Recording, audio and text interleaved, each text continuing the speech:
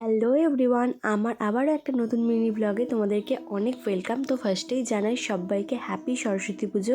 তোমাদের সরস্বতী পুজো কেমন কাটলো আমাকে জানিও। খুব তাড়াহুড়োর মধ্যেই সিম্পলভাবে রেডি হয়েছি, আমাকে কেমন লাগছে একটু কমেন্টে জানিয়ে দাও, ঠিক আছে? তো চলো, আজকে যেহেতু আমার বর আমায় টাইম দিতে পারেনি, তাই জন্য বান্ধবীদেরকে নিয়ে বেরিয়ে পড়েছিলাম বর্ধমানের উদ্দেশ্যে। তো এই হচ্ছে আমরা তিন সখীর মধ্যে আমি একজনের কলেজে গেছিলাম, তারপর একজনের মেসে গেছিলাম, তারপরে প্রচণ্ড খিদে পেয়ে গেছিলো, পেটের মধ্যে ইঁদুর ছুঁচো সব কিছু ডাকতে আরম্ভ করে দিয়েছিল।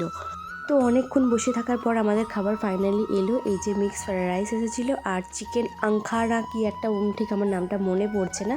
খাবারটা কিন্তু দারুণ টেস্টি ছিল। তারপরে খাবার খাওয়ার পরেই দেখলাম টাইমের মধ্যে আমাদের ট্রেনও আছে, ট্রেন ধরে বেরিয়ে পড়লাম আমার বাড়ি যাওয়ার উদ্দেশ্যে।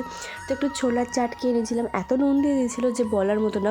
এই প্রথমবার একা একা ট্রেনে জার্নি করলাম, বেশ ভালোই লাগলো, একটু ভয় করেনি। কিন্তু তোমাদের কেমন লাগলো ব্লগটা জানিও।